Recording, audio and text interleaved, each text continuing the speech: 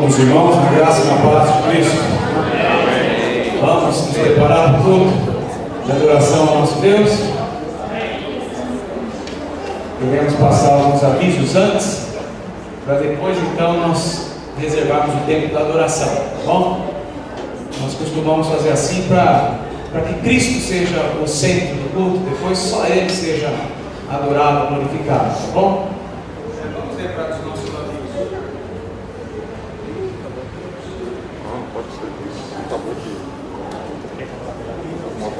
Os irmãos já estão sabendo, né? Já estão acostumados também. Toda a manhã de segunda-feira, às 5h30 da manhã, nós estamos aqui em oração, tá bom? Foi uma ideia para tentar alcançar aqueles que saem para o trabalho logo cedo e querem dar uma passadinha na igreja no começo da semana para buscarem a presença de Deus em oração. Nós estamos aqui toda segunda, das 5h30 às 6h.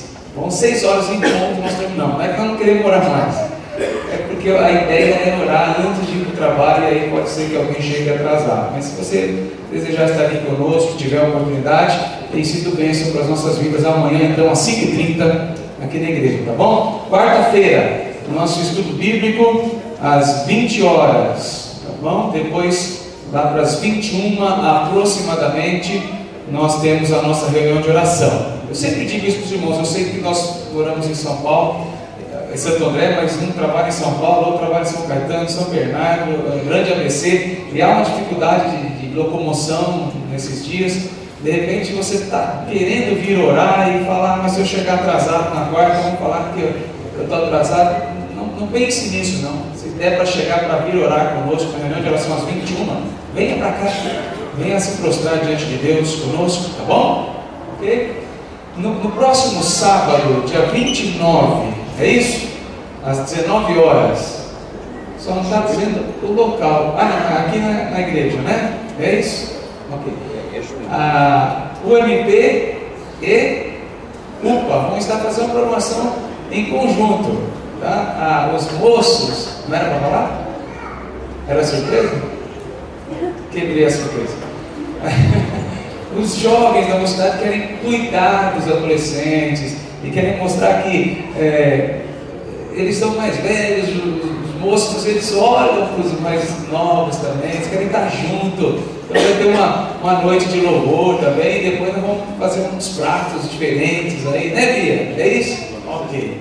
O presidente disse, é isso. Então, os pais aí dos adolescentes, confiem na mocidade, que eles estarão aqui juntamente com o seu conselheiro, né? Tanto o conselheiro da UNB como da UPA estarão aqui para organizar esse evento. Tudo bem? Ok. No domingo que vem é o 5º domingo. Então, todo 5º domingo, são só 4 no ano. Então, todo 5º domingo parece que vai ter bastante, mas não tem, né? Nesses 4 quintos domingos do ano, nós gostamos de estar junto, a igreja reunida, conversando um pouquinho, né? A gente vem para o culto, depois acaba, 1 ou 2 cumprimenta. A irmãzinha sempre fala, eu não vi a fulana lá, eu falo, mas estava lá. Aí ela diz, eu queria tanto cumprimentar, mas tinha mais gente no caminho, não deu tempo. Então tem um almoço de confraternização para isso. É bem baratinho, é só para a gente poder participar junto. Procurem até hoje, né? Porque domingo que vem, os nossos irmãos Celso e Keila. A Keila está ali, fica em pé, Keila. E o Celso?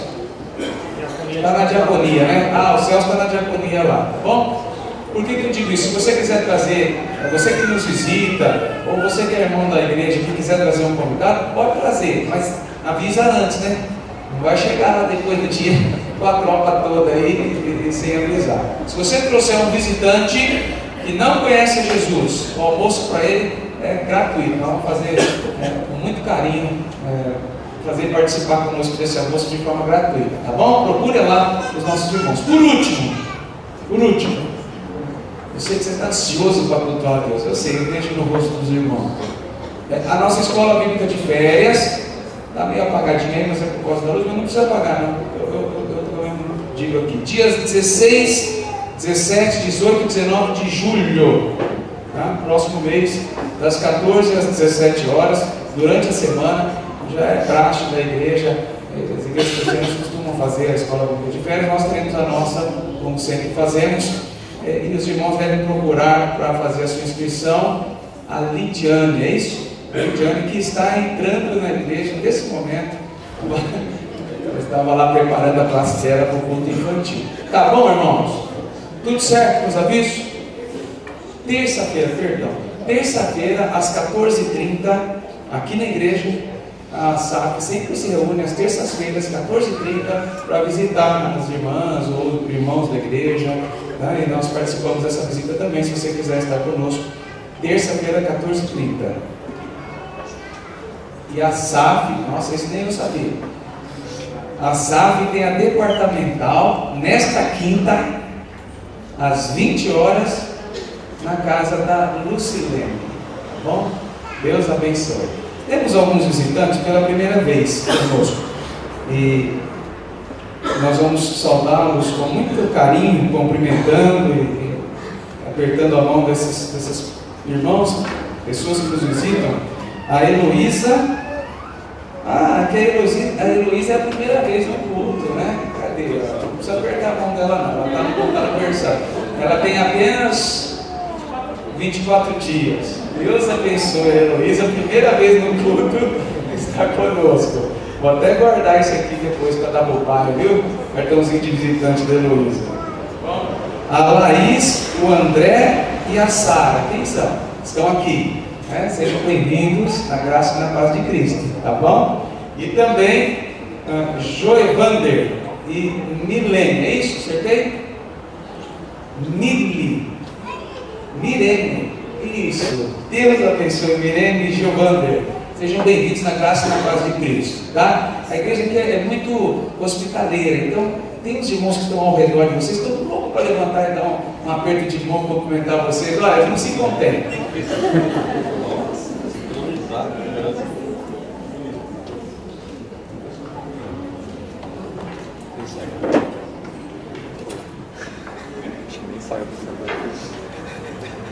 Amém, graças a Deus, né?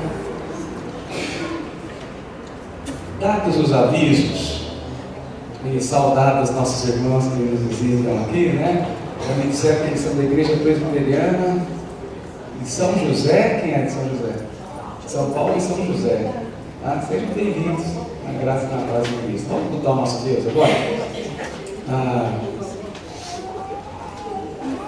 Deus requer isso de nós, né, irmãos? A nossa adoração. Ele nos criou, nos redimiu, nos trouxe das trevas para a luz e quer que nós o cultuemos com todo o nosso coração a Ele nessa noite. Vamos fazer isso? Prepara o teu coração, ore a Deus, prepara a sua vida para o louvor da glória de Cristo.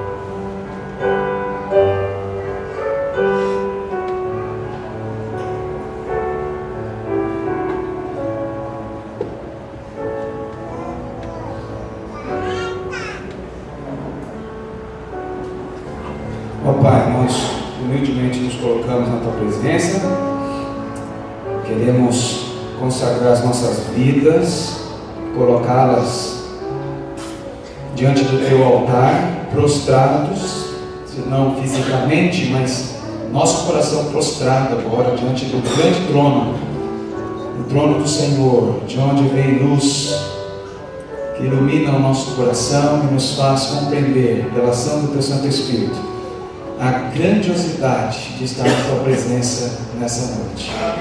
Houve um convite ao nosso coração e nós queremos, ó Deus, corresponder em louvor, em adoração, em exaltação àquele merecedor de glórias, porque ao longo da nossa história tem feito proezas nas nossas vidas.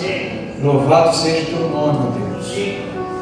Venha através da Tua palavra hoje nos alertar.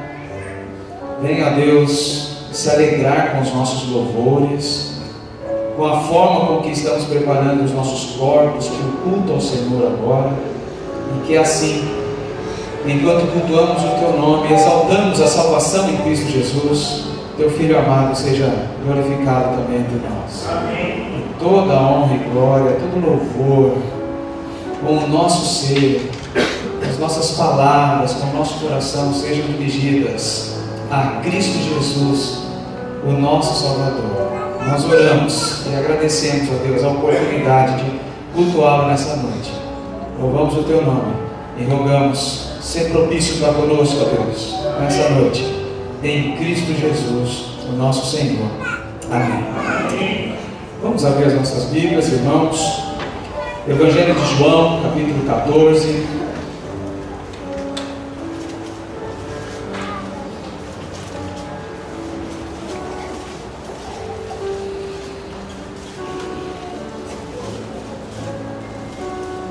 O desejo nosso de estar na presença do Senhor, e estar na presença do Senhor não é só estar na igreja, não é?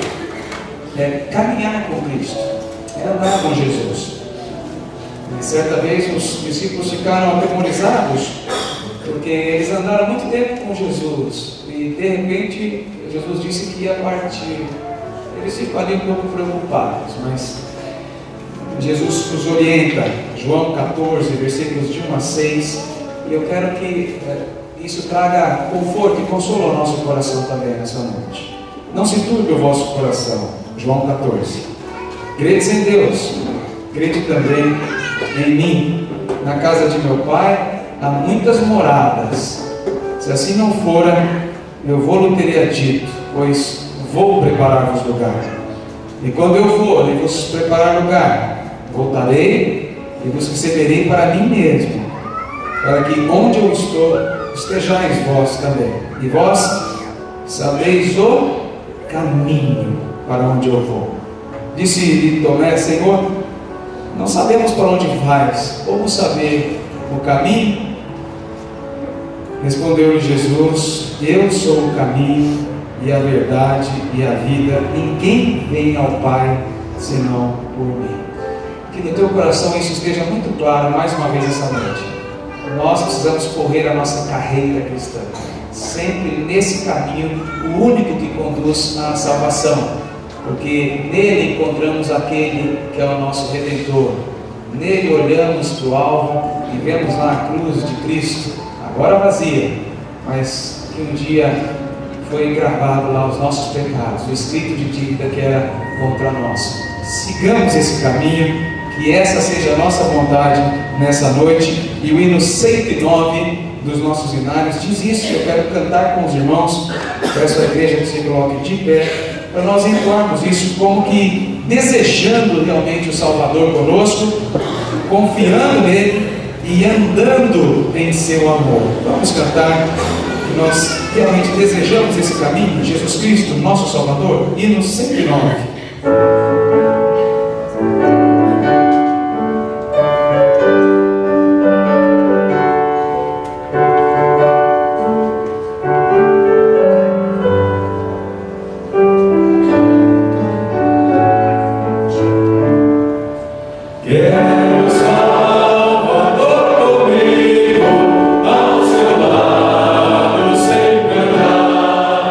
Quero ver o outro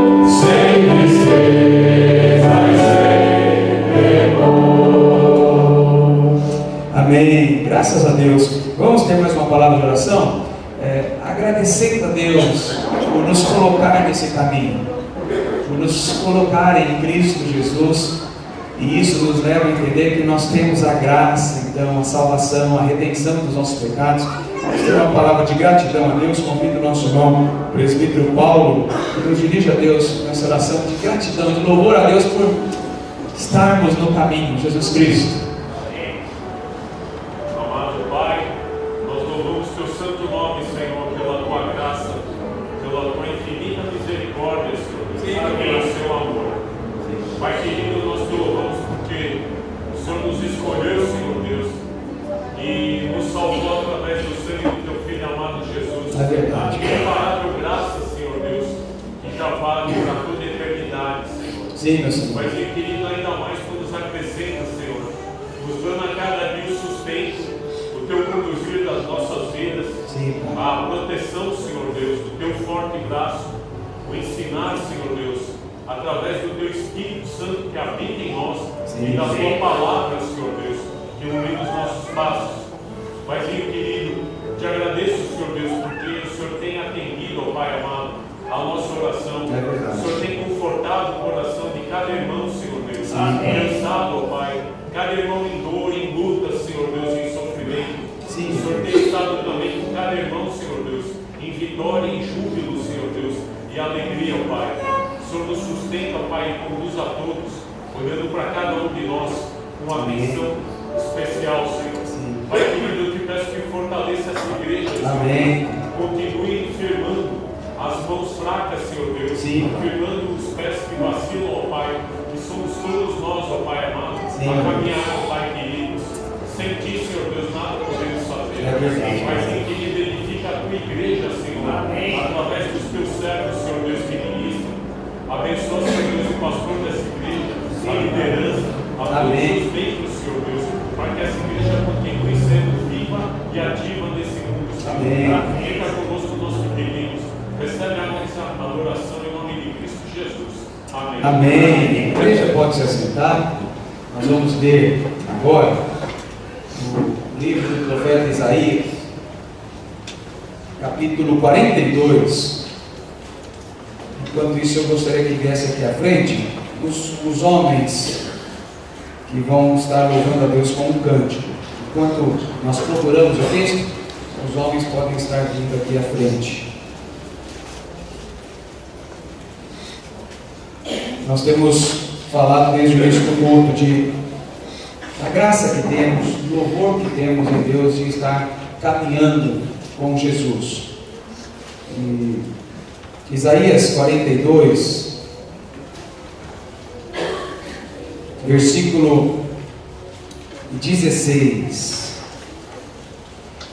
É uma exaltação, desde o versículo 10 de Isaías 42, desde o versículo 10, é um cântico de louvor pela salvação do povo.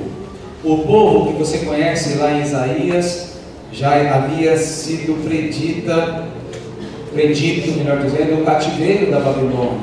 Mas porque eles estavam cegos espiritualmente falando e adoraram e serviram a outros deuses, ainda assim Deus foi misericordioso para com eles, porque Deus nunca deixou de andar com o seu povo. Esse povo nunca esteve só, mesmo lá na Babilônia. E agora há uma palavra de restauração aqui, quando no capítulo 42, a partir do versículo 10, mas eu quero frisar o 16, que vai servir também para nossa mensagem hoje à noite. Diz assim: guiarei os cegos por um caminho que não conhecem, fá-los-ei andar por veredas desconhecidas, tornarei as trevas em luz perante eles, e os caminhos escabrosos planos. Estas coisas lhe farei, e jamais os desampararei. A palavra de Deus promete que o Senhor nunca nos deixa só. Se nós andarmos com Ele pelo caminho, como temos dito até aqui, Ele não desampara, não nos deixa. É isso que nós vamos cantar nesse momento. Esses irmãos que estão aqui, é a primeira vez que nós vamos cantar. Há uma expectativa nossa também no sentido de não decepcionar tanto, porque não somos profissionais, não é? Mas houve um desejo no coração desses homens de fazer um conjunto para louvar a Deus.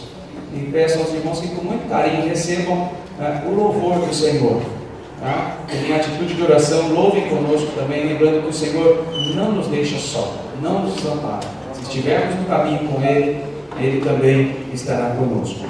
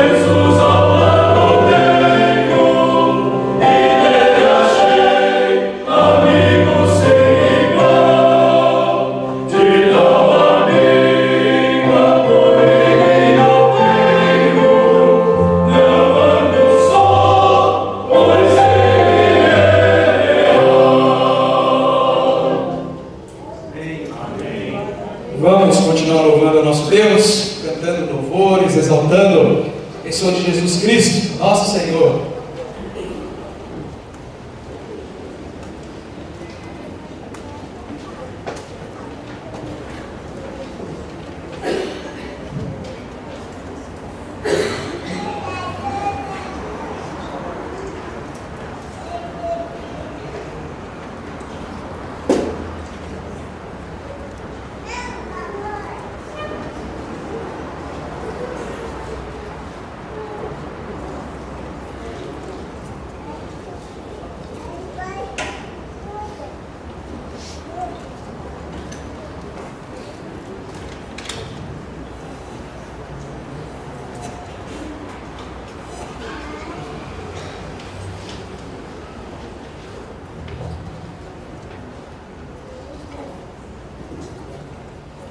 A palavra de Deus diz lá em Mateus 6, e se os irmãos der uma breve folheada, Jesus está dando algumas orientações. Fala como a gente deve orar, fala da oração dominical, como jejuar, fala dos dois senhores, que a gente deve servir a um único Deus, fala da ansiosa solicitude pela vida, que a gente não deve andar ansiosos por coisa alguma. Mas lá no finalzinho, no versículo 33, diz: buscai, pois, em primeiro lugar o seu reino e a sua justiça, e todas estas coisas vos serão acrescentadas. Eu tenho certeza que muitos de vocês, assim como eu, passamos por tribulação. Talvez alguns estão vivendo neste momento problemas financeiros, conjugais, amorosos, decisões em que faculdade seguir, sua carreira profissional, outros passando por problemas de enfermidade, dificuldade, descoberta de uma doença e outras dificuldades. Mas a Bíblia nos dá uma receita aqui. A gente deve buscar, pois, em primeiro lugar, o seu reino e a sua justiça, e as demais coisas vos serão acrescentadas. Então vamos louvar a Deus, vamos buscar, confiando que Ele sabe o que nós precisamos e Ele há de dar tudo o que nós precisamos. Amém? Convido a igreja a se colocar de pé. Essa música fala da glória de Deus, glória e majestade, força, honra e poder. O pastor inclusive citou frases dessa música hoje, eu acho que incondicionalmente quando ele estava falando na abertura do culto, tá bom? Nós possamos estar glorificando esse Deus, que é digno de toda honra e de toda glória.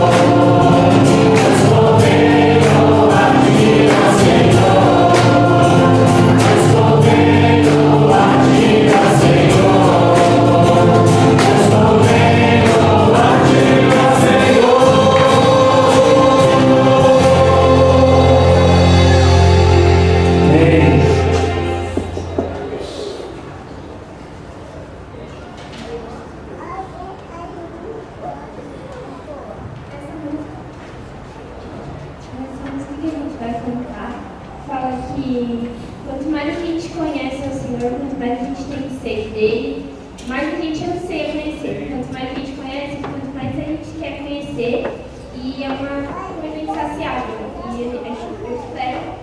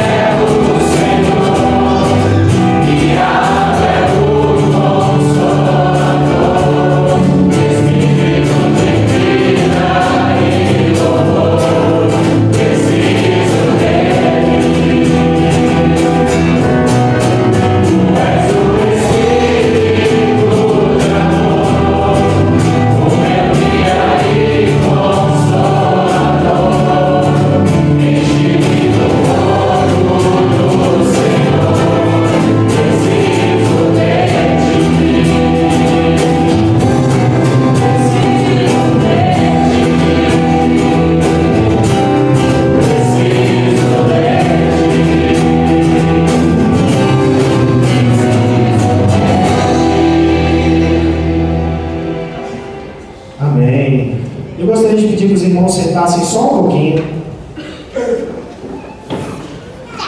A última vez que eu estive, através da graça e misericórdia de Deus aqui, conduzindo o louvor, Deus me tocou o coração e, apesar de toda a carnalidade, humanidade que nós temos, me chamou muita atenção o testemunho de duas famílias. Eu falei da nossa irmã Lidiane e Sérgio e falei da nossa irmã Milena. E hoje, não sendo diferente, baseado em muitos estudos que o pastor Paulinho tem dado, eu gostaria de ler brevemente uma ilustração, porque quem me chama muita atenção na dedicação e no amor que vem todos os dias para a igreja é o nosso pastor Paulão. Para quem não sabe, em toda a sua vida e trajetória cristã, o único domingo ele não esteve na casa do Senhor. Isso é admirável. Ele não fez nenhuma viagem internacional e não acompanhou inclusive a sua esposa, porque ele não gostaria de estar longe da casa de Deus. Mas uma coisa chama muita atenção. Talvez vocês já viram algumas vezes ele chorando aqui na frente pela sua enfermidade. O que deixa triste não é o fato dele estar doente ou ter que ir para o hospital, e sim a possibilidade dele ficar internado e não poder vir na igreja. Isso é o que mais deixa ele triste e angustiado. E eu gostaria de ler uma reflexão que fala sobre isso para a gente refletir. Será que devemos ir na igreja ou não? Mas se Deus está em nossos corações, qual a necessidade de estar na casa do Senhor? Lembrando que essa reflexão serve primeiramente para mim. Tá? O título é Por que ir à igreja? Um frequentador de igreja escreveu para o editor de um jornal e declarou que não faz sentido ir aos cultos todos os domingos. Eu tenho ido à igreja por 30 anos e durante esse tempo devo ter ouvido uns 3.000 sermões, mas por minha vida, com exceção de um ou outro, eu não consigo lembrar da maioria deles.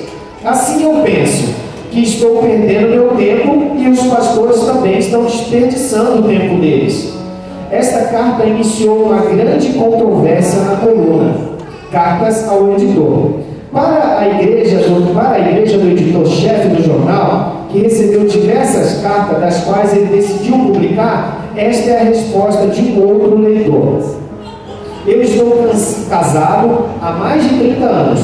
Durante este tempo, minha esposa deve ter cozinhado umas 3.000 refeições. Mas por minha vida, com exceção de uma ou outra, eu não consigo me lembrar da maioria delas. Mas de uma coisa eu sei, todas elas me nutriram e me deram a força que eu precisava para fazer o meu trabalho. Se minha esposa não tivesse me dado essas refeições, eu e os nossos filhos estaríamos desnutridos ou mortos. Da mesma maneira que se eu não tivesse ido à igreja para alimentar minha alma e da minha família, estaríamos hoje em terríveis condições espirituais. A palavra de Deus diz lá em Mateus 4,4 que nem só de pão viverá o homem, mas de toda a palavra que sai da boca de Deus. A parte principal do culto está chegando agora. É a parte onde Deus, no seu certo, fala conosco através da palavra dele. Nós possamos estar se apossando e se alimentando e saindo daqui muito melhor do que chegamos. Essa música diz para a gente estar perto de Deus, que a gente possa realmente querer estar sempre perto do Senhor e continuar comungando e comunhando da comunhão um dos outros e buscando a Deus juntos aqui na igreja. Amém? Convido a igreja novamente para ficar de pé e adorarmos a Deus.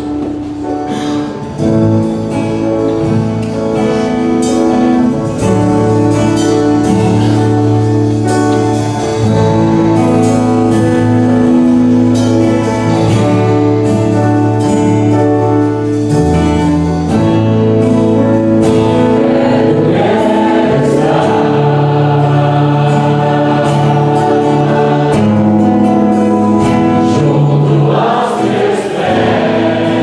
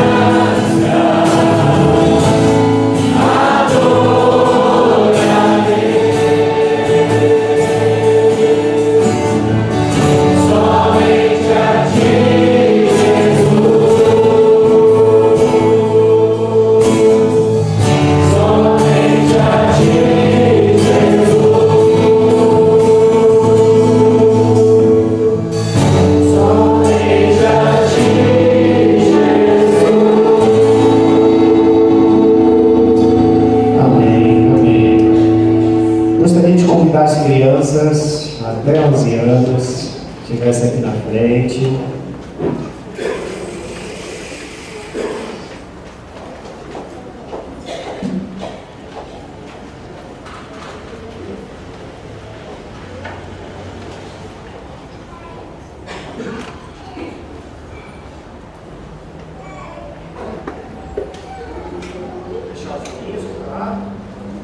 Grandioso Deus, eterno, bondoso, maravilhoso Pai.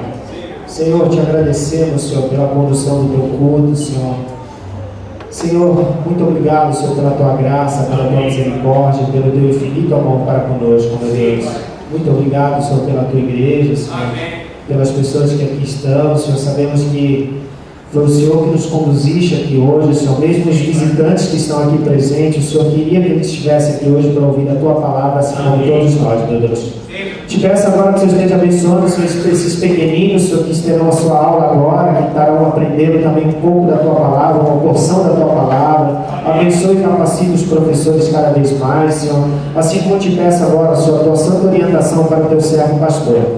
Estará conduzindo agora, Senhor, com essa grande responsabilidade, o qual ele foi chamado, Senhor, que é trazer a tua palavra, Senhor, trazer essa mensagem e essa reflexão, Senhor, que será, Senhor, alimento, Senhor, para as nossas vidas, meu Deus. Que nós possamos nos apropriar, Senhor, sairmos daqui, Senhor, cheios, Senhor, desse alimento espiritual, Senhor, podendo ainda compartilhar com pessoas que tanto necessitam e precisam de Ti, Senhor. Te louvamos, Senhor, por tudo que o Senhor tem feito na nossa vida e que o Senhor ainda há de fazer. É isso que eu te oro e te agradeço, pedindo perdão dos nossos pecados, no nome santo e poderoso de Jesus, nosso único e eterno Salvador, aquele que vive e reina para todo sempre. Amém. Amém. A igreja pode se sentar.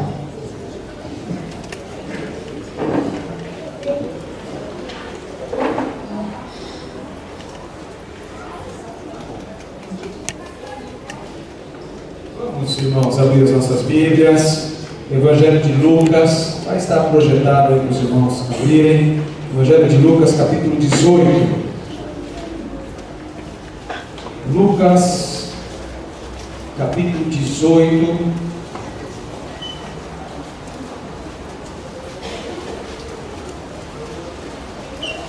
Abra sua Bíblia.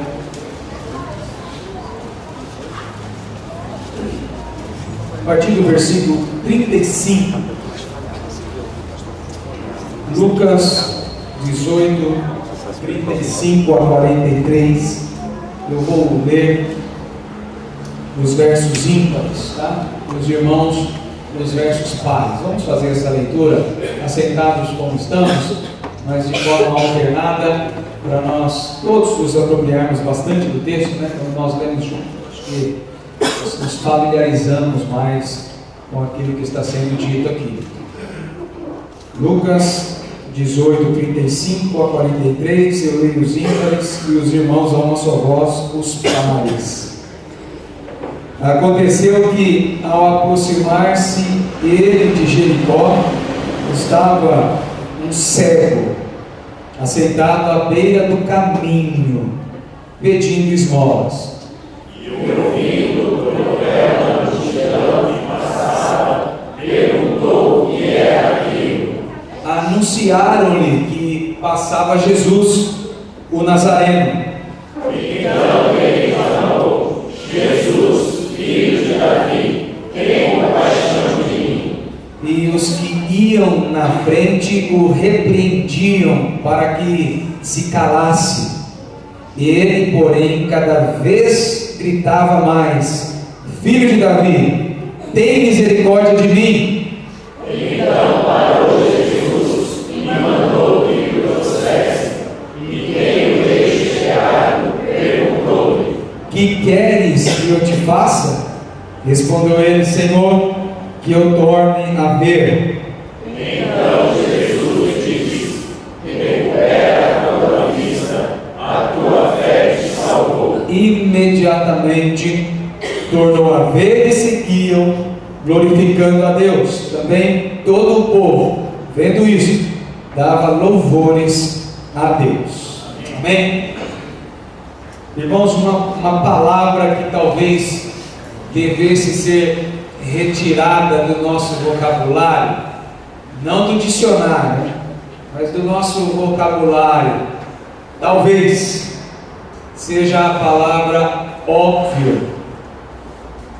Digo do vocabulário e não do dicionário, porque o dicionário dá uma definição daquilo que é óbvio, mas na linguagem popular, no nosso dia a dia, nós definimos algo que é óbvio, que não condiz exatamente com a definição do que o dicionário diz ser.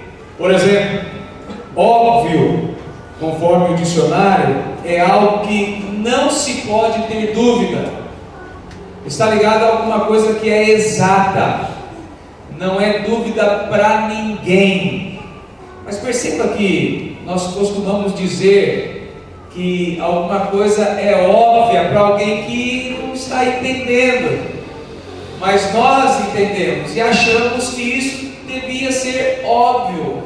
Então a palavra é usada de forma equivocada, erroneamente, porque óbvio para um e não óbvio para outro não é óbvio. Óbvio é uma coisa que é exata e não há dúvida nenhuma. Tem que ser exatidão para os dois lados. E nós que temos educação de berço, de regiões do país, tipos de educação familiar e conhecimento diferenciado uns dos outros, o óbvio que é muito claro para alguém, melhor dizendo, pode não ser para outro, pode ser muito complexo, difícil para outro, mesmo que para nós pareça tão óbvio, mas não é. Quando nós olhamos para esse texto, quem sabe você, enquanto nós estávamos lendo, pensou aqui que Jesus está fazendo uma pergunta óbvia. Ele se encontra com um cego e pergunta para o cego: o que queres que eu te faça? Parece algo tão óbvio. O que mais um cego poderia querer, enquanto Jesus passava, sabendo que ele poderia fazer as curas, os milagres? O que mais poderia um cego pensar, senão que fosse recuperada a sua visão? Veja que Jesus parece que faz uma pergunta óbvia, e eu quero mostrar para os irmãos que não tem nada de óbvio na pergunta que Jesus fez. Mas Jesus costumava usar dessas expressões que as pessoas pensavam ser algo muito óbvio.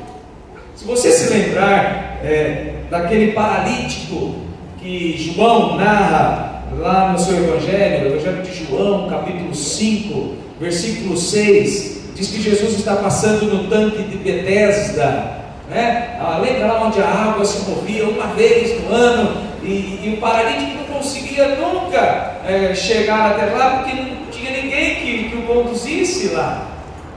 E Jesus então passa por ali e diz o versículo 6 do capítulo 5 de João, que vendo Jesus, o paralítico deitado, e sabendo que estava assim há muito tempo, porque diz o texto que havia 38 anos que aquele homem estava naquela condição, perguntou a Jesus: queres ser curado? Alguém poderia dizer: não. Impressão, parece óbvia a pergunta. E muitos líderes, e eu já ouvi isso na boca de alguns, vão dizer: olha, Jesus na verdade está usando, acho terrível essa nomenclatura para Jesus, mas eu já ouvi alguém até dizendo que Jesus estaria sendo irônico ou sarcástico, fazendo uma pergunta tão óbvia. Primeiro, Jesus jamais seria ou agiria com esse sentimento para com as pessoas. E segundo, essa pergunta de óbvio não tem nada. Porque quando eu compreendo, voltando ao nosso texto, quando eu compreendo a cena toda, o que está acontecendo ali, para depois então de caracterizada essa cena, entender a pergunta que Jesus está fazendo a esse homem, e até mesmo pela resposta que ele dá, eu percebo que não há nada óbvio nisso. Na verdade, quando Jesus estava prestes a realizar um milagre ou uma cura, como quer que nós chamemos, né? Transformando ou renovando uma vida, ele gostava antes disso de revelar àquela pessoa a sua própria convicção.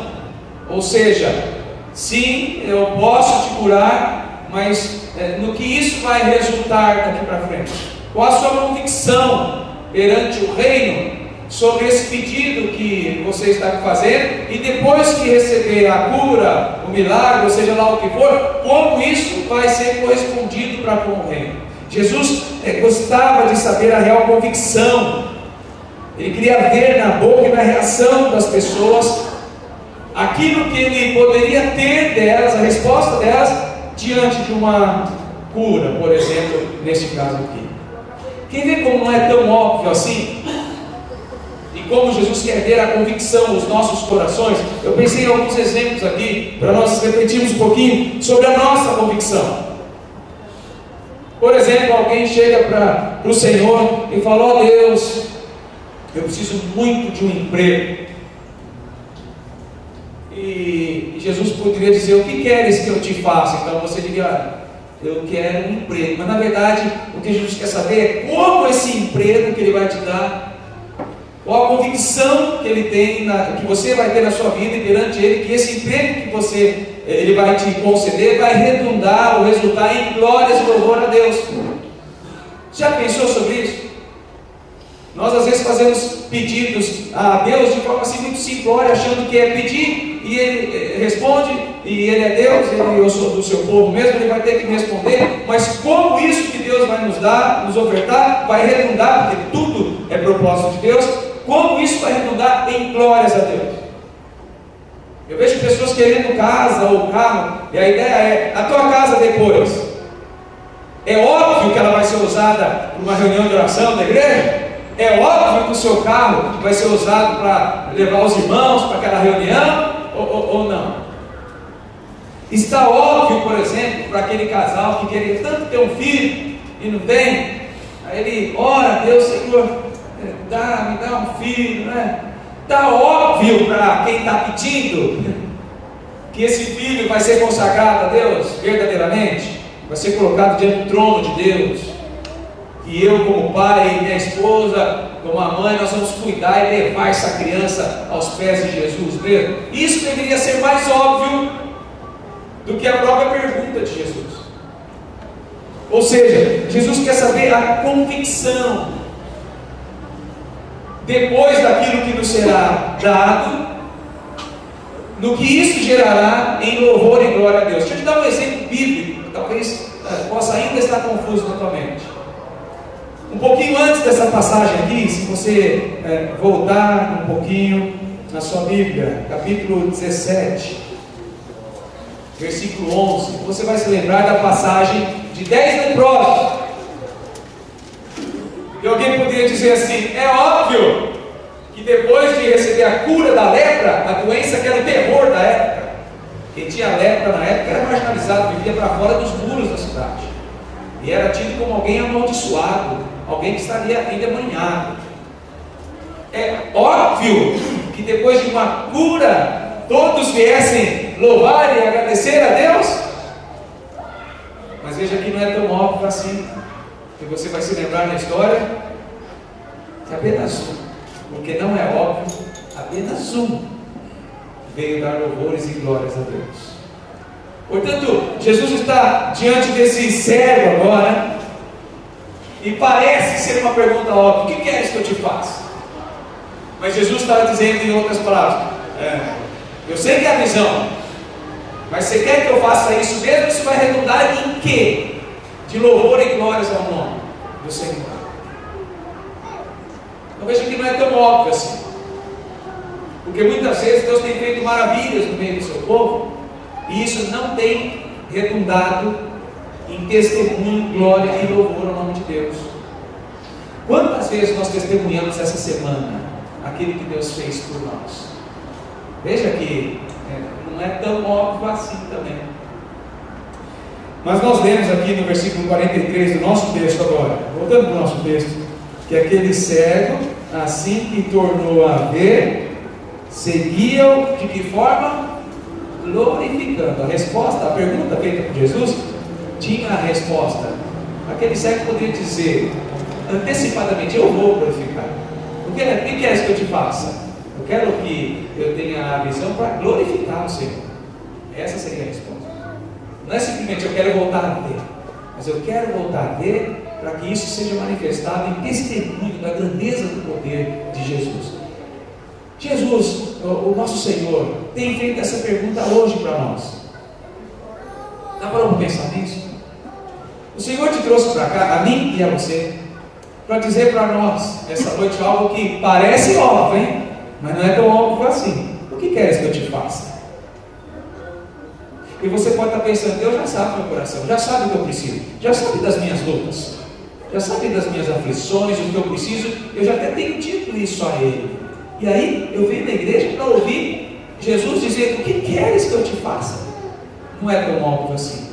Se você pensar como foi a resposta, como foi manifestada a convicção desse homem quando Jesus faz essa pergunta, e Jesus percebe que seria correspondida com louvores e testemunho diante do milagre que ele faria perante aquele cego. Eu queria abordar e ver isso com os irmãos, tá?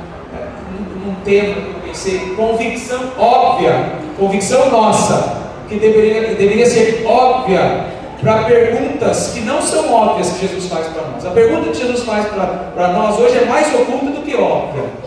O que queres que eu te faça? Querendo que você responda assim: eu tenho convicção de que eu vou corresponder glorificando o meu nome, testemunhando. Por exemplo, olha em primeiro lugar sobre a convicção óbvia desse homem, desse cego mendigo, quanto à pergunta que Jesus faz. Uma pergunta que não é óbvia, é uma pergunta até oculta, para pensar, para refletir. Convicção sobre quem é Jesus. Se eu te perguntasse hoje: quem é Jesus? As pessoas costumam dizer assim: Jesus é tudo para mim. Quando alguém fala é tudo, é porque não é nada. É que ela não sabe falar, não tem argumentos para falar, então falar é tudo. E alguém pensa que é tudo mesmo. Não é, porque não sabe caracterizar o que Jesus é na vida dela. Nós sabemos, irmãos, que nem todos que seguem a Jesus têm a mesma convicção de quem é Jesus. Hoje de manhã na escola dominical alguém perguntou: pastor, e a marcha para Jesus? O que o senhor acha da marcha para Jesus? Eu posso te dizer que todo mundo que participou dessa marcha para Jesus não tem a mesma convicção de quem é Jesus. Não quero te causar nenhum escândalo ou constrangimento, mas as pessoas pensam de forma diferente sobre quem é Jesus. Nos nossos dias é assim, naqueles dias também era assim. Lembra certa vez, quando Jesus chegou com seus discípulos e perguntou: quem eles dizem que eu sou? Você lembra disso? Jesus chega com seus discípulos e fala: quem eles falam que eu sou? Aí Pedro diz: uns falam que é Elias, outros falam que é um profeta, mestre, mas nós sabemos que o Senhor é o Cristo, o Filho de Deus vivo. Veja, naquela época, as pessoas que seguiam a Jesus já tinham convicções diferentes de quem era Jesus. Para uns era mestre, para outros um novo profeta. Para os apóstolos, pelo menos na boca deles, era o Cristo, o Filho do Deus vivo. Para você, qual a convicção que você tem aqui sobre Jesus? Porque nós vemos que está passando uma multidão aqui, nós lemos isso, e tem um mendigo à beira do caminho, e ele tem uma ideia exatamente diferente daquela da multidão sobre quem é Jesus. Percebeu isso na leitura? Olha a convicção daquele povo, diferente da convicção daquele cego, sobre o mesmo Jesus que está passando no mesmo lugar. Versículo 36. E ouvindo o tropel, barulhão, da multidão passando, perguntou o que era aquilo. Alguém anunciou para esse cego que era Jesus o Nazareno. Esse aí estava atrás de Jesus o Nazareno. Mas o título que o cego coloca para Jesus não é Nazareno, é outro. Ele acabou de dizer, está passando Jesus o Nazareno. Poderia até brincar. O óbvio seria o cego dizer, ô Jesus o Nazareno, vem com paixão de mim. Mas ele não diz isso. Ele enxerga Jesus com outro olhar. Ele fala, Jesus, filho de Davi. Filho de Davi. Teria problema? Estaria errado aquele povo chamar Jesus de Nazareno? Não. Não. Mateus, capítulo 2, versículo 23, diz que Jesus nasceria, havia uma profecia que diria que ele seria chamado de Nazareno. Mas Nazareno, que não é errado chamar Jesus de O Nazareno, Nazareno é referência a uma cidade pertinho da Galileia, muito pequenininha, desprezada, e que significaria Jesus associando-se a Nazaré. Ele foi morar lá na sua infância e adolescência junto com seus pais, por isso ele é chamado Jesus de Nazaré. Estava associado isso à humildade de Jesus. Jesus veio com os humildes.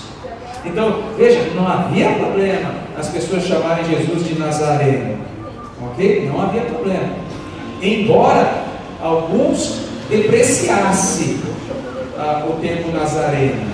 Lembram-se lá dos discípulos conversando, João capítulo 1, versículo 46, diz, quando Filipe disse com alegria a Natanael, eles estão conversando e disse que havia encontrado Jesus o Nazareno. Vocês lembram dessa passagem? Natanael diz, pode vir alguma coisa boa de Nazaré? Então, alguns, por ser uma cidade pequenininha, por ser distante de Jerusalém, por ser uma cidade camponesa, de pessoas simples, humildes, alguém diria assim, pode vir ainda alguma coisa boa de Nazaré? Mas esse é um termo que alguns usavam com depreciação. Eu não estou dizendo aqui que a multidão estava caminhando, seguindo Jesus, querendo depreciá-lo. Não, não é isso. Eles estão até tendo uma visão de Jesus, mas do Jesus humilde, porque o Jesus Nazareno significava aquele que viria para os humildes, ok, mas não se esqueça que Jesus está indo em direção a Jerusalém, e ele daqui a pouco vai entrar em Jerusalém, naquela passagem que vai ser chamada de a entrada triunfal de Jesus em Jerusalém. Portanto, ele vai entrar ali não como Nazareno, ele vai entrar ali como rei, ele está se preparando para chegar em Jerusalém e se apresentar como rei.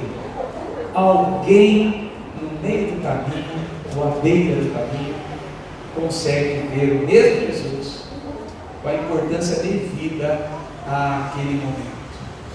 Veja, enxergar Jesus, como nós estamos enxergando Jesus? Porque filho de Davi era o nome messiânico.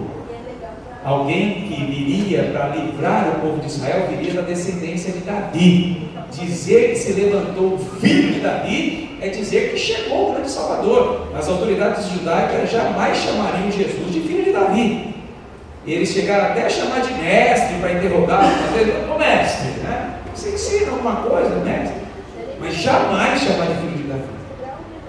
Reconhecer que Jesus é filho de Davi é ter convicção quem é Jesus na sua vida. Portanto, ele poderia ser cego de vista, mas a visão espiritual que esse homem revela para nós aqui é muito grande. Ele está vendo passar ali, com os olhos da fé, o rei da verdadeira, o rei da verdadeira. Parece óbvio, mas não é. Jesus está sondando o coração e está perguntando, o que queres que eu te faça? Em outras palavras, por exemplo, qual a sua convicção de quem sou eu, para eu fazer isso na sua vida? Será, irmãos, que Deus tem permitido nós passarmos algumas situações, todas, eu não vou extremar tudo, mas algumas situações para nós termos convicção de que Ele é o rei das nossas vidas mesmo? Porque quando eu penso em rei, eu penso que eu sou um servo, eu penso que eu sou súdito. Eu penso em prestar honrarias a esse Deus. Eu penso em dedicar a minha vida para esse rei. Em lugares, não mais hoje tanto, mas antigamente, em filmes de época você vê muito isso. As pessoas têm uma admiração muito grande pelo rei, davam a vida pelo rei. O rei também dava a vida pelo rei. Mas o amor, o carinho, o relacionamento para com o rei, só quando havia alguma conspiração, né? Mas caso contrário, porque o rei servia tanto, cuidava tanto daquele povo, o povo também tinha uma admiração, um amor, um louvor muito grande para esse rei. Se você não tem tratado o seu rei Jesus dessa forma, quem sabe você tem visto ele, ou como Nazareno, ou como um mestre, que também é importante, mas não para algumas ocasiões da sua vida. Não para algumas situações dessa vida. Eu quero encerrar essa primeira parte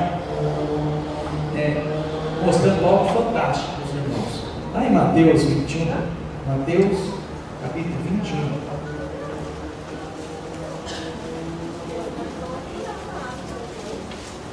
Jesus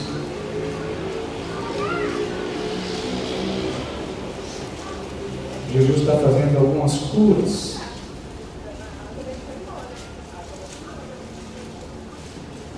A palavra de Deus diz que aquele que não se fizer como uma criança não pode entrar no reino dos céus. Não no sentido que a criança não tem pecado, ela é pecadora. Todos pecaram e estão distantes da glória de Deus. Mas ela tem um amor por Jesus. Quando você fala com uma criança sobre Jesus, ela se agarra naquilo e confia que ele é realmente Jesus da vida dela, né?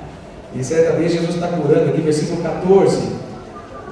Jesus está curando no templo, viram ele no templo, cegos, coxos, ele os curou, mas os principais sacerdotes e escribas, vendo os principais sacerdotes e escribas, as maravilhas que Jesus fazia, e olha quem está clamando, e os meninos, a palavra aqui é criança, as crianças clamando, Hosana ao filho de Davi. Não é fantástico isso? Como as crianças percebem que é o filho de Davi, elas creem, e muitas vezes nós adultos duvidamos o que o filho de Davi possa fazer nas nossas vidas.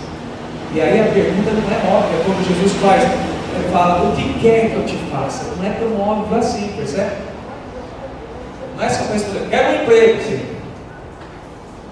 quero um carro, quero um filho, quero melhorar minha vida, quero minha família restaurada.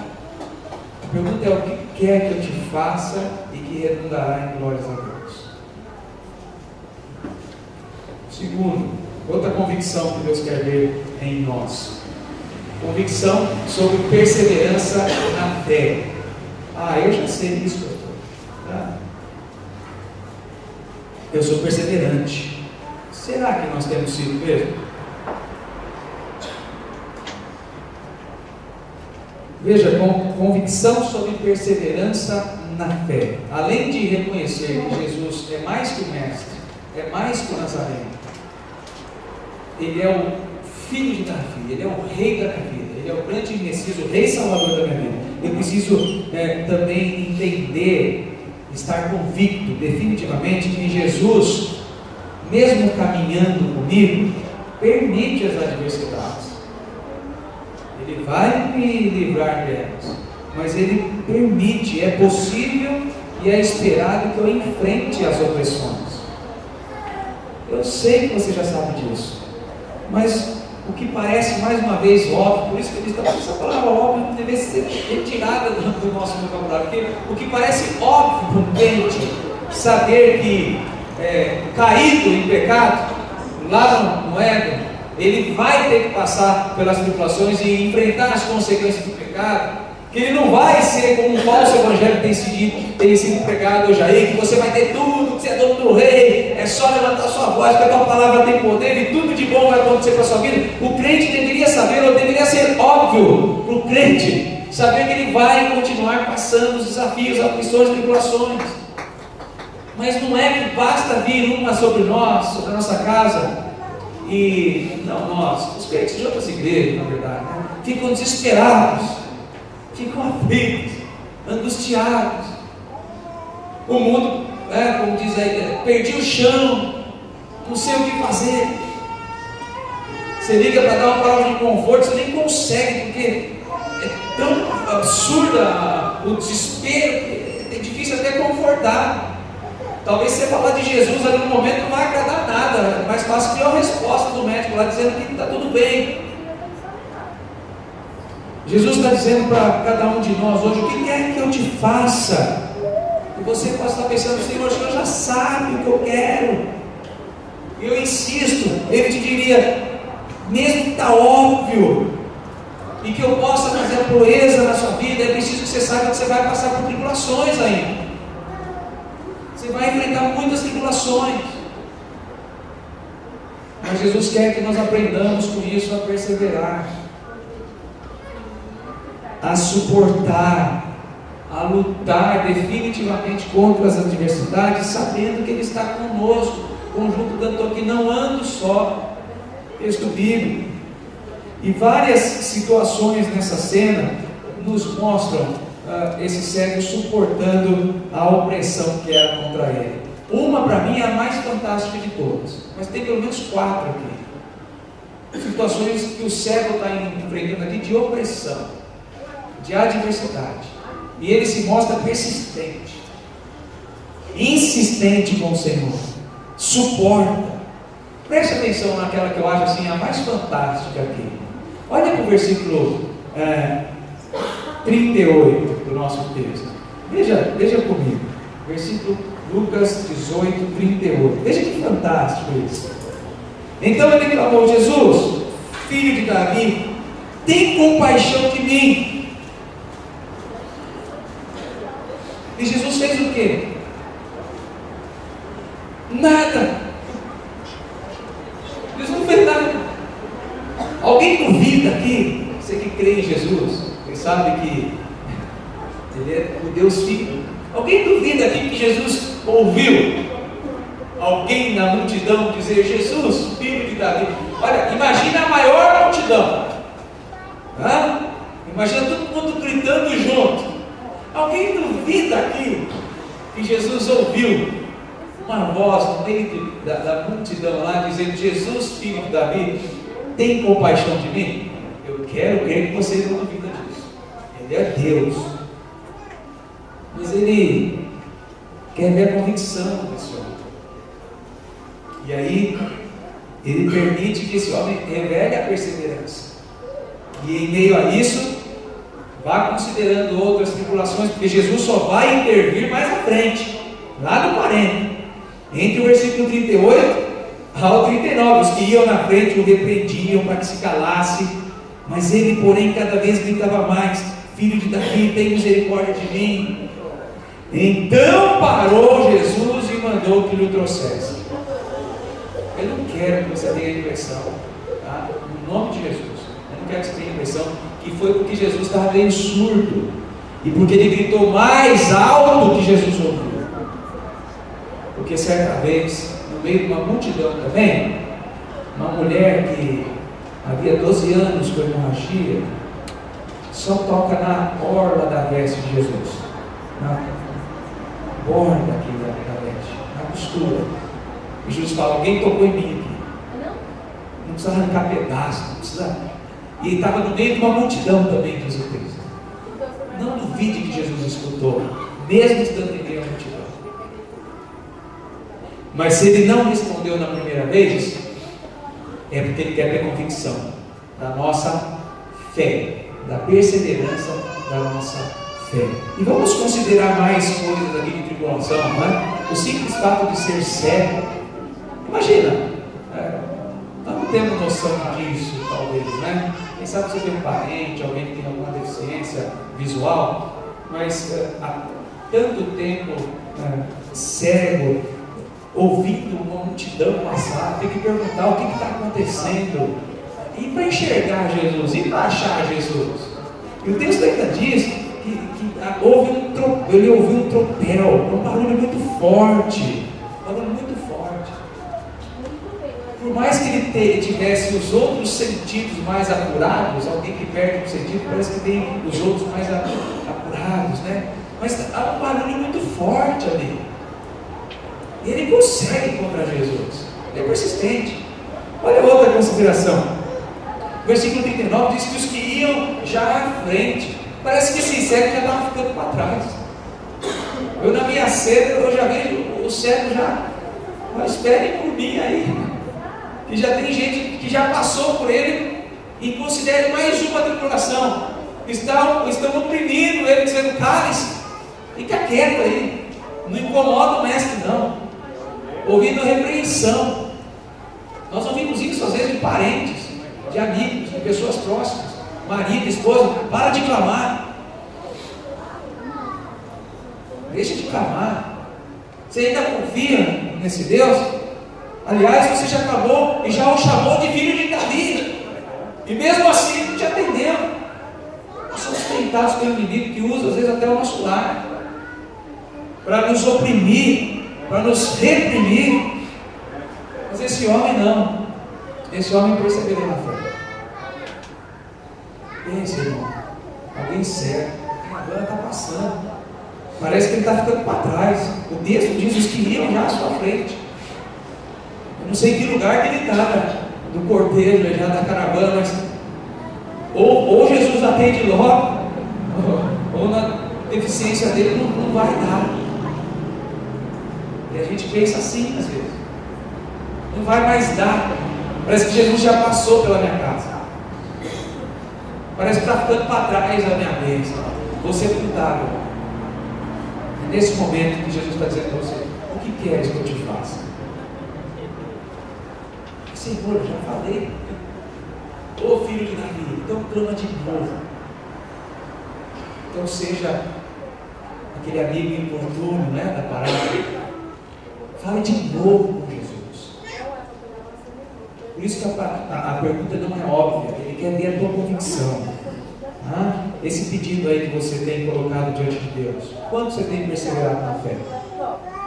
Crendo naquilo que Deus vai fazer mesmo e descansando. Eu creio mesmo, mostro que eu creio quando eu descanso. Eu considero, sim, que nós somos humanos e tem aquela rápida ansiedade, mas logo o Espírito Santo nos acalma. Se tem sido assim, louvado seja Deus. Mas se não, primeiro precisamos aprender ou ter mais convicção sobre quem é Jesus. Depois, mais convicção sobre a nossa fé. E por último, mais convicção sobre a nossa vida quanto aos frutos. Convicção que nós temos que frutificar. Tem muita gente ouvindo Jesus dizer: o que queres que eu te faça? E a pessoa fala: quero carro. E se Jesus pudesse dizer: e os frutos? Eu posso te fazer. Buscar-me-eis e me achareis. Mas quando me buscar de todo o coração, então serei achado de vós. O que você quer de Deus? O que você quer que Ele faça por você? Mas já fica com a segunda resposta aqui, porque Ele vai perguntar depois. E o que isso vai engrandecer o reino? Como isso vai redundar em glórias a Deus? Na vida desse servo nós vemos muitos frutos. Muitos frutos. Muitos. Tem pessoas que estão esperando o óbvio de Deus para suas vidas. Mas aquilo que seria mais óbvio na vida cristã, que são os frutos. Eu até falo que pelos frutos que nós conhecemos, as árvores boas ou não, e aquelas que não são boas, deve ser cortado. Aquilo que é óbvio, o que deveria ser óbvio, não tem sido. Muitas vezes. O fruto, entenda frutificar aqui, irmãos, como o desenvolvimento da carreira cristã. Eu sei bem simples e claro com os irmãos, e se eu não disser isso, eu não vou ficar com essa responsabilidade sobre mim. É preciso que nós, a palavra de Deus diz, Filipenses, Paulo fala isso aos Filipenses: desenvolvei a vossa salvação com temor e tremor. Filipenses 2:13. Nós precisamos desenvolver a salvação. Se ficarmos estacionados, não frutificamos. Frutificar para Deus não é vir domingo após domingo, escolher escola dominical ou culto e sentar no banco. Isso não é frutificar. Isso é estacionar. Desculpa a franqueza, mas com muito carinho e amor. Isso é estacionar. Ficou uma vida de comodismo. Chegou domingo, deixa eu ver, escola dominical ou culto? Vamos ir para o inteiro. Vamos no culto. Marquei presença no culto. Ótimo. E não quero ser preciosista, nem extremista, dizer que é obrigado, porque está na Bíblia que tem que ter escola dominical. Não é isso. É que deveria ser um desejo muito grande estar na presença do Senhor. Essa que é a ideia. Não é o fato de marcar o ponto de manhã e de noite, porque se for só isso também é religiosidade. Não vai adiantar nada também. Aí não tem fruto nenhum. Mas é assim: puxa, acordei, onde que eu quero estar hoje? na casa de Deus com os irmãos, louvando ao meu Senhor. Essa é a ideia. Tá? Não confunda com o que eu esteja dizendo. Se é obrigado a estar de manhã e à noite, se não bater o cartão, então você está fora do reino do céu. De forma nenhuma, viu? Mas é como o meu coração está, porque ele está vendo a minha convicção. Minha convicção. Frutificar é desenvolver a salvação. Porque no desenvolvimento da minha salvação, eu vou mostrar os frutos. Eu vou dar frutos por ele. Veja quantos frutos esse cego aqui deu. Versículo 42. Então Jesus lhe disse: recupera a tua vista, a tua fé te salvou. Imediatamente tornou a ver e seguia, glorificando a Deus. Também todo o povo vendo isso, versículo 43, dava louvores a Deus. Veja que Jesus o curou, ele imediatamente, né? A cura de Jesus é assim, é imediatamente. Mas esse imediatamente está ligado não só a tornar a ver, mas a seguir. Imediatamente tornou a ver. E eu posso dizer, imediatamente seguiu.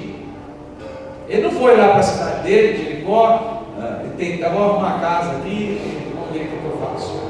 Imediatamente ele tornou a ver, imediatamente eu passo a seguir. É como se Jesus dissesse assim hoje, para ser bem prático com você: o que queres que eu te faça?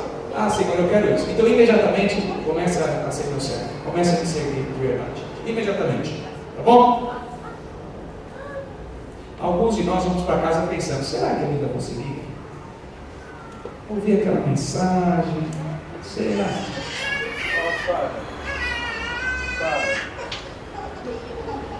Imediatamente o seguia. Olha o serviço. Imediatamente, além de ser imediato, seguia. Seguir Jesus.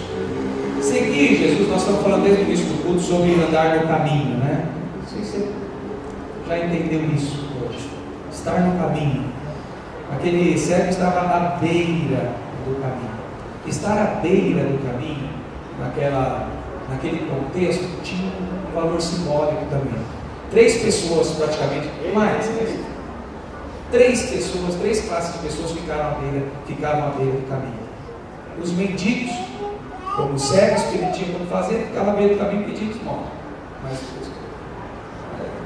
pessoas com doenças, mendigos, prostitutas ficavam à beira do caminho. E salteadores ficavam à beira do caminho. Pessoas gostosas da vida. Pessoas sem perspectiva. Pessoas sem valor.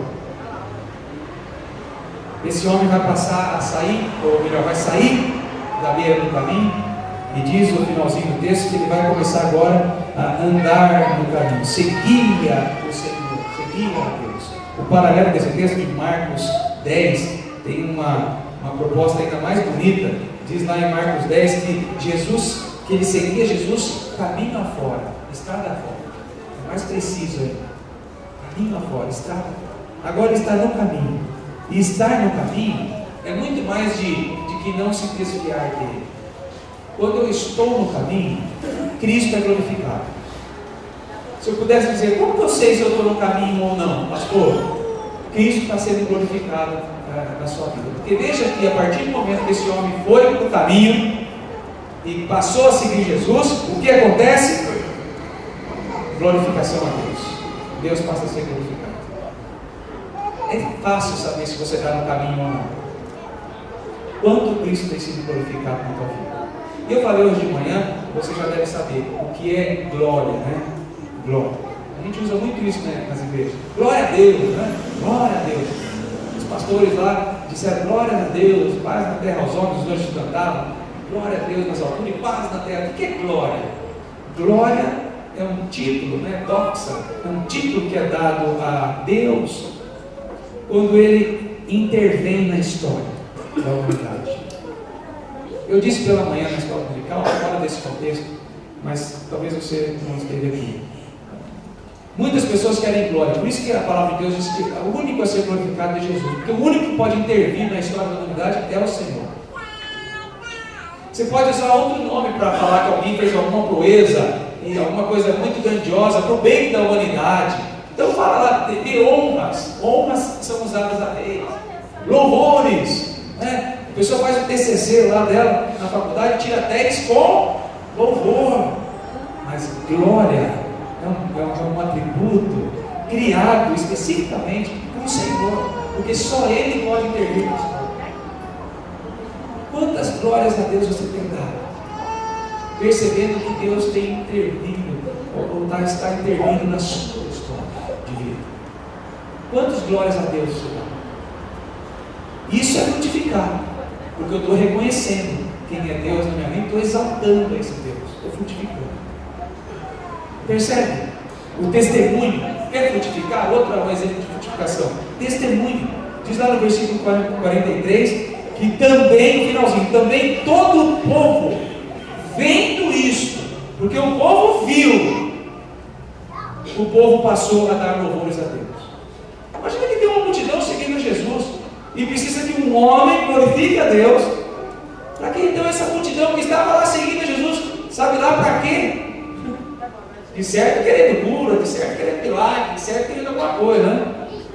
Mas agora, por causa de um testemunho, eles vão louvar a Deus. Isso é frutificar, levar outras pessoas a louvarem a Deus através do seu testemunho. É óbvio, não é? Vamos pensar nisso? Espiritualmente falando, Jesus está passando por aqui hoje, irmão. Jesus está passando pela sua vida.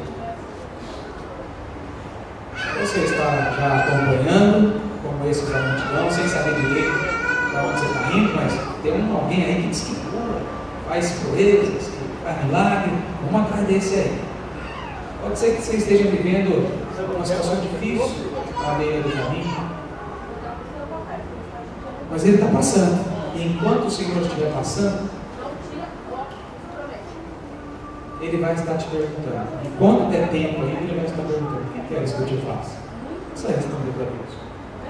Eu tenho certeza que você vai para levantar você, o meu carro, a minha casa, a minha cura da doença, o meu emprego.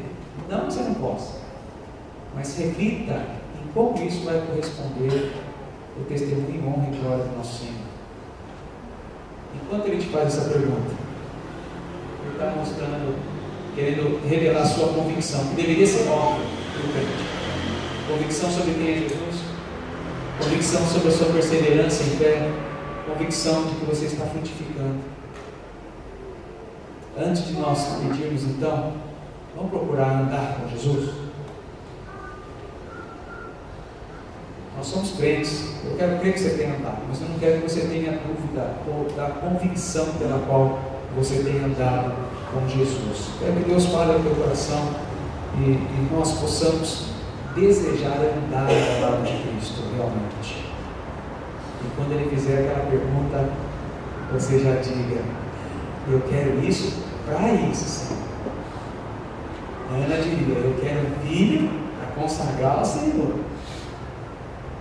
Eu quero minha cura, ó Deus, para eu viver mais, para pregar mais, para servir mais a tua igreja. Veja que a pergunta não era tão óbvia. E eu te deixo uma pergunta que nós vamos fazer cantando. Quem de Cristo ao lado quer andar? Vamos ficar de pé e refletir sobre isso, cantando o hino 313 dos nossos hinários. Hino 313. Ele diz assim, nosso irmão vai nos ajudar aí, né? A primeira estrofe desse hino diz: quem a sua vida quer lhe dedicar. Isso é frutificar, dedicar a vida para Jesus, consagrar a vida para Jesus. Olha na segunda estrofe: eis-nos todos firmes para combater. Então é perseverança na fé, está aí também sobre o que nós vamos. Quem está pronto para andar com Jesus e perseverar na fé? Olha a quarta estrofe. A quarta estrofe nos leva a pensar no Rei dos Reis. Mas o Onipotente é o Rei dos Reis. Jesus é o filho de Davi, o Rei da sua vida mesmo. É essa a convicção que você tem?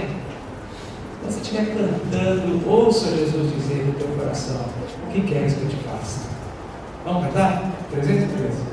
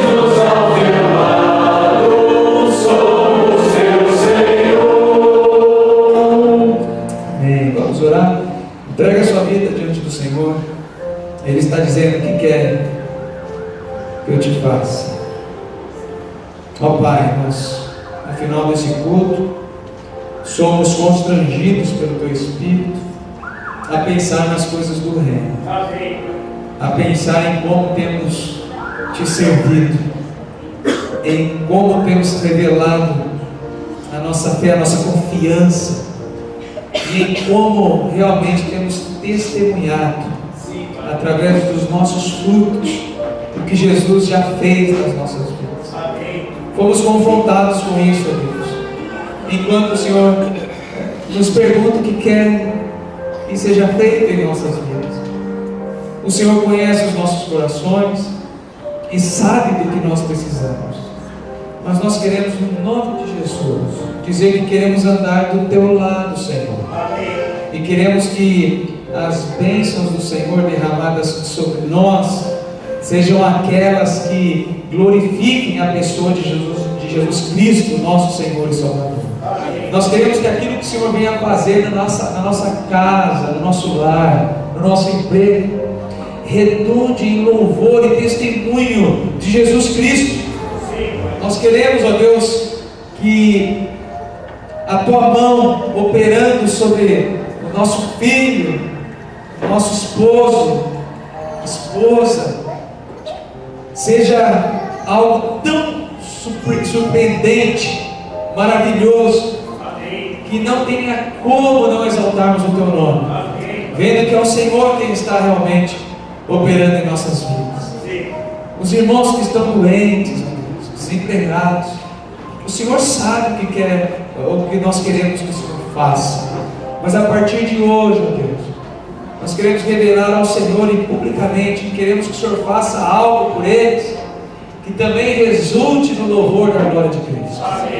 E assim, ó Deus, as nossas vidas estejam fortalecidas, para que a igreja de Jesus seja forte nesse mundo e resista ao inimigo diante dos combates e guerras que têm se levantado contra ela.